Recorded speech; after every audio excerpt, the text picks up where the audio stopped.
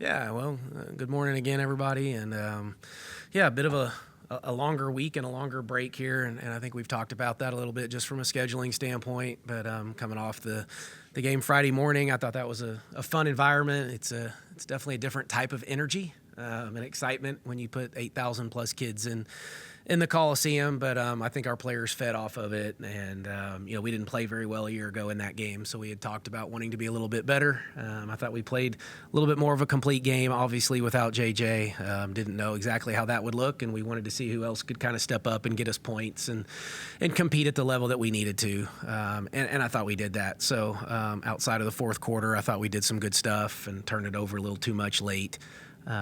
For my flavor, but as a coach, you're always trying to find ways to get a little bit better, and we'll continue to do that.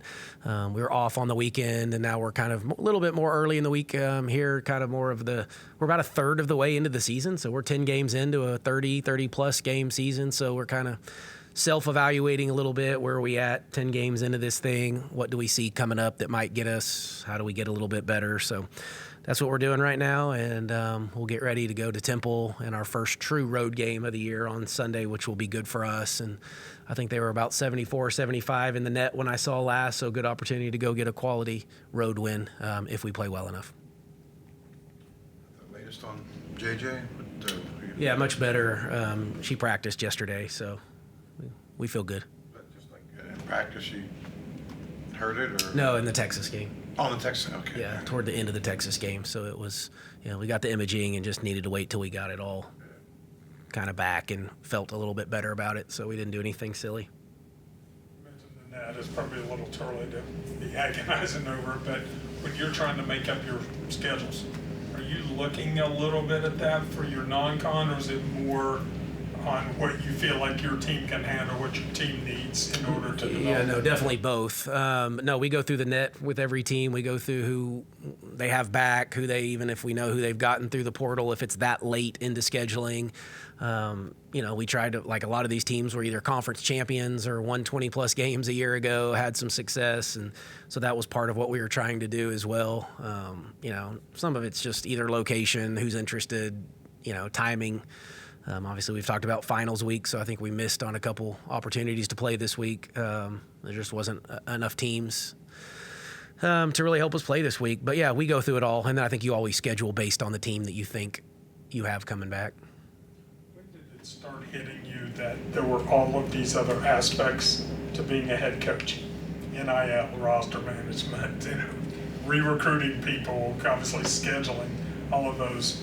When did that become apparent to you? When did you realize that, hey, we probably need to have some specialists managing those areas? Yeah, well, I just think in coaching in general, you adapt. We've had to adapt, and, it's 20 years of being a head coach, so it's a lot different now than it was, 20 years ago, certainly at this level versus, even the Division II. You wear many other hats, and, I think the actual basketball X and O piece is about 10%, maybe less of my job, and it's spent on a lot of other things, and that's changing even more rapidly, as you asked. So, yeah, now with NIL portal, obviously rev share and all that stuff coming up is going to even change a little bit.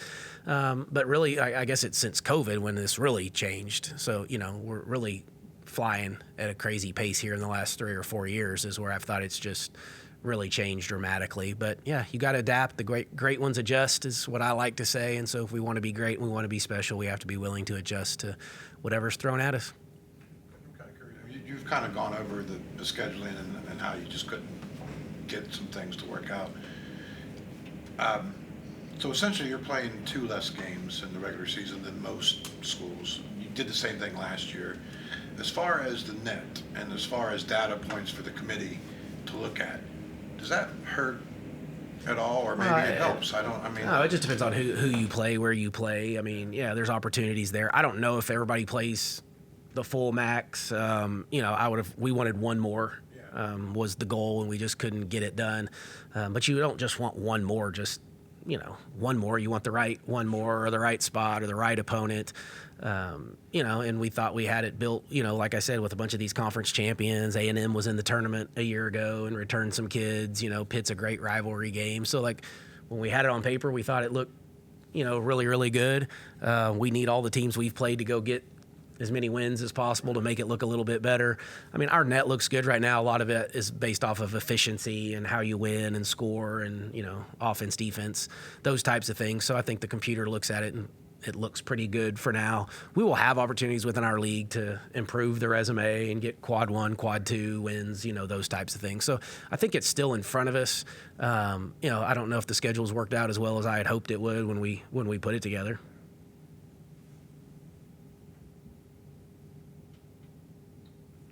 Good. All right. Thanks, guys.